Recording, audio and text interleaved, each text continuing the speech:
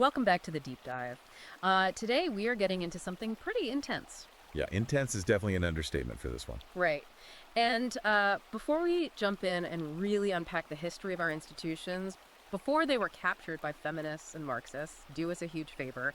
If you want us to keep bringing you these, unfiltered breakdowns, you need to like and subscribe. Absolutely. The algorithm doesn't exactly favor this kind of content. It really doesn't. So like, subscribe, and help us keep this deep dive going.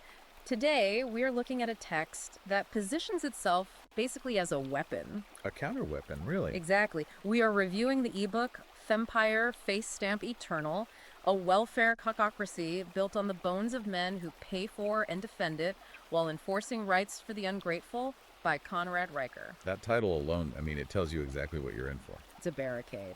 Now, a quick disclaimer for you listening. This book dives deep into some highly politically charged content. Left-wing, right-wing, it touches all the third rails. Oh yeah, all of them. So we want to make it incredibly clear. We are not taking sides here. We are not endorsing the viewpoints in this material. Our mission is strictly to impartially report on the author's arguments. We are just the messengers trying to convey the ideas as they are presented in the source. Right. We're laying out the blueprint Riker constructed so you can understand the architecture of his argument. And his argument is that Western civilization has been captured by a specific ideology, what he calls the Fempire. And he claims this apparatus has turned the institutions against the very men who built them. Now, we are going to cover as much ground as we can today, but if you want the full arsenal, the charts, the historical data, you need to buy this ebook right now. Yeah, you really need the primary source to grasp the sheer volume of data he's compiled. It is available right now on Amazon Kindle and Google Play Books. Go check it out. Yeah. And you should also follow the author at Conrad Riker on Substack for his ongoing analysis. So let's get into the engine room here. The foundation of Riker's argument rests on this concept of the welfare cacocracy. Right, which is a pretty obscure term. We all know democracy, aristocracy. What exactly is a cacocracy? So it derives from the Greek word kakos, meaning bad. It literally translates to rule by the worst. Rule by the worst. Yes. Riker argues that in a classical aristocracy, or a meritocracy, the people who take risks and produce value rise to the top. But he claims we've inverted that. We now live in a system where the incompetent rule through the weaponization of victimhood. The hierarchy is just completely flipped upside down. Exactly. In his view, the builder is now demonized, labeled as toxic, while the dependent consumer is sanctified by the state. Which leads into one of the most abrasive concepts in the book. He calls it the soft cuckolding of the bachelor. Yeah, it's a jarring phrase. Very jarring. But he's making a hard economic argument here, isn't he? It's not just a provocation. No, it's an economic claim wrapped in sexual imagery.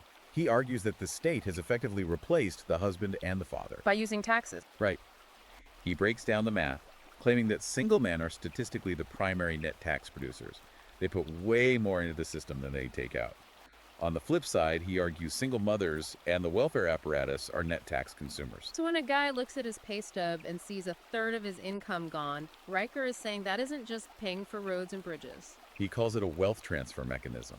He asserts that men are forced, under threat of prison, which is what tax evasion gets you, to subsidize a reproductive strategy that completely excludes them. He actually calls the taxman a state-sanctioned mugger at one point. He does. And he ties this directly to the nature of money itself. This is his fiat feminism thesis, which is arguably the most complex economic point in the book. I found this fascinating. Explain the fiat feminism concept, because it bridges macroeconomics and gender dynamics in a way you don't usually see. So Riker argues that back when currency was pegged to gold, reality wasn't actual constraint. Production had to precede consumption. You couldn't spend money that didn't exist. Because you literally had to dig the gold out of the ground? Exactly. And in Riker's framework, that kind of hard production is historically coded as masculine. But then we decoupled from gold in the 1970s. The printing press goes brrr. Right. Fiat currency money by government decree allowed the state to print purchasing power out of thin air. Riker argues this severed the link between production and consumption. It allowed the state to fund this massive gynocentric welfare apparatus without needing corresponding male productivity to back it up. Wow. So inflation isn't just a byproduct of bad policy. In this framework, inflation is a tool of social engineering. That's his claim. It devalues the saver, the man trying to build capital to fund the immediate gratification of the state and its dependents. Okay, so if that's the economic fuel, the culture has to provide the justification for it, right? Because you can't just extract resources without a moral narrative. That brings us to what he calls institutional capture. He traces this back to the Frankfurt School and cultural Marxism. Right, so let's unpack that history. Because he argues the focus had to shift for this capture to work. The argument is that classical Marxism failed in the West because the working class was too comfortable. They didn't want a revolution, they wanted a mortgage and a car. So the revolutionaries needed a new proletariat. They pivoted from a class struggle to an identity struggle. Exactly. The conflict was rebranded into oppressed identity versus oppressor. And Riker argues that men, specifically white, heterosexual men, were slotted into the role of the bourgeoisie. They became the universal oppressor. And this requires the weaponization of language. He brings up terms like mansplaining and toxic masculinity. He calls those terms unassailable weapons because they function to bypass logic completely.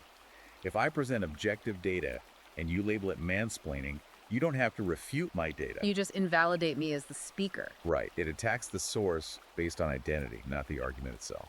Which sets up probably the most controversial analogy in the entire ebook, the term Menkampf. Yeah, he draws a direct parallel to historical propaganda from the 1930s. And again, we are just reporting his framework here. What is he trying to illustrate with that comparison? He's highlighting the mechanics of dehumanization. Riker argues that before a society can loot a specific group, seize their assets, deny them custody in family court, tax them disproportionately, you have to dehumanize them. You have to convince the public that this group is the root of all societal evil. Create a strict oppressor versus oppressed binary. Exactly. And in that binary, the oppressor has no moral standing. Anything done to the oppressor is framed as justice. That's why he says the media and universities push this narrative so hard. It provides the moral cover for the economic extraction. Speaking of universities, he goes hard on the academic system. He calls them indoctrination centers. He describes it as a taxonomical deconstruction of the university. He argues that we've seen a shift from logos, reason, logic, objective truth to pathos, which is emotion and feeling. And he specifically targets standpoint epistemology. Yes, which is the idea that your knowledge is dictated by your social position. It claims that an oppressed person has special access to truth that a dominant person inherently cannot understand. So lived experience automatically trumps objective data. In that framework, yes. Riker calls this a literal war on logic. If there is no shared standard of objective truth, debate is impossible. The spreadsheet is thrown out as a tool of the patriarchy. And if a professor tries to stand their ground on objective truth, They get purged. He cites academics like Mike Adams and Brett Weinstein, who are essentially mobbed out of their positions for relying on logos instead of pathos. and this ideology doesn't stay on campus, it bleeds into the media machine. He talks about the advertising inversion. Every guy listening knows exactly what he means by the bumbling dad trope in commercials. Oh, definitely. Riker argues it's not just lazy writing. It's a humiliation ritual designed to condition society to view the father as a defective child who needs a woman to manage him, rather than as a protector or authority. He also mentions the Netflix algorithm of demoralization, bringing up the Batgirl movie cancellation as proof. It's a great example. Warner Brothers spent $90 million on a movie and then shelved it entirely. Riker interprets this as the Fempire burning capital to sustain the narrative. Burning the furniture to heat the house. Right. He argues that DEI mandates have ruined storytelling because you aren't allowed to depict a competent male hero unless he is being lectured or upstaged. They'd rather lose $90 million than lose control of the messaging. Okay, we need to pivot to the physical arguments he makes. The economic and cultural points are one thing, but the chapter on the war on biology is deeply unsettling. The medical matrix. This is where he shifts into endocrinology. He brings up the massive generational decline in male testosterone levels since the 1970s. And he firmly believes this is not an accident. He points to environmental factors, plastics, xenoestrogens in the water, chemicals like atrazine. He actually cites Dr. Tyrone Hayes' research where atrazine exposure chemically castrated frogs. He calls the result of this the gelded drone theory. Yes. The idea is that a high testosterone male population is assertive and difficult to control, but a low testosterone population is passive and compliant. Riker argues the system prefers the gelded drones. He also looks at the money in healthcare, calling it a medical welfare aristocracy. The spending disparity is massive. Women consume significantly more healthcare resources per capita, yet men pay the majority of the taxes funding it. He also points out the inversion of the gender pain gap. The mainstream narrative is that women's pain is ignored. Rucker argues the data shows the exact opposite, that men's pain is routinely dismissed as a character flaw. Just walk it off. Right. Or men are overprescribed painkillers to keep them numb, which he links directly to the opioid crisis, a crisis that overwhelmingly kills men, but receives a fraction of the funding and empathy compared to other health issues. It all feeds into what he calls the democracy of loot, and the legal labyrinth is built to protect that loot. Let's talk about VLWA, the Violence Against Women Act. Riker views VLWA as codifying a two-tiered justice system. It funnels billions into resources specifically for female victims. But he cites CDC data showing men are victims of domestic violence at comparable rates. Yet there is virtually zero federal funding for male shelters. Because under the oppressed binary, violence is only recognized if it happens to the designated victim class. Exactly.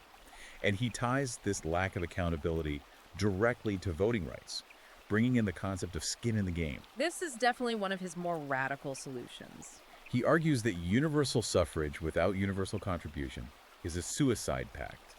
If you can vote to confiscate treasury funds that you didn't contribute to, you will eventually bankrupt the society. So he wants voting tied to net tax contribution or military service. Yes. If you aren't helping to row the ship, you shouldn't get a say in where it steers. Okay, so the picture he paints is incredibly bleak. A system taxing you to fund your replacement, a culture demonizing you, universities rejecting logic, and an environment chemically altering you. So what does the author say men should actually do about this? His solution is exodus and reconstruction. He says, do not try to save the system, starve it. Men going galt. A direct nod to Ayn Rand. If the concocracy runs on male labor and taxes, the rebellion is withholding that fuel. Become a sovereign individual. Practically, how does he suggest doing that? He talks about parallel institutions. Financially, he advocates moving to Bitcoin and crypto to escape the feminized fiat banking system that can inflate your savings or debank you. And for education, you obviously aren't sending your kids to the indoctrination centers. He proposes building red pill universities, returning to the classical trivium grammar, logic, and rhetoric, teaching men how to think to build cognitive immunity against propaganda with stoicism as the operating system. And social isolation is a real risk when you walk away like that. So he reframes the manosphere. He calls these online networks digital monasteries.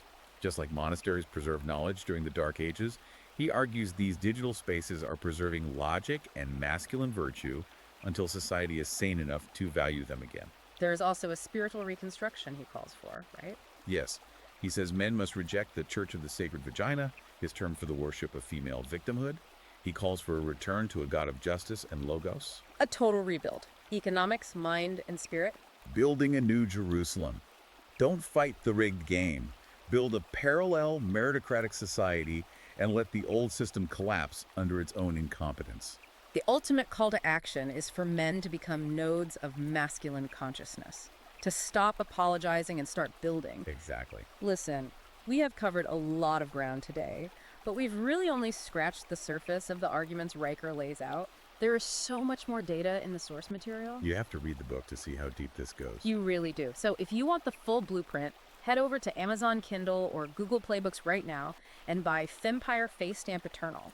Support the author, but more importantly, get this information for yourself. And remember to follow @ConradWriter on Substack so you don't miss his ongoing analysis. Absolutely. And if you got value out of this deep dive, like and subscribe. Share this with a friend, a brother, or a son who needs to hear this. Share it with someone who needs to be red-pilled on the reality of the institutions around them. Riker ends the book by quoting historians Spengler and Toynbee.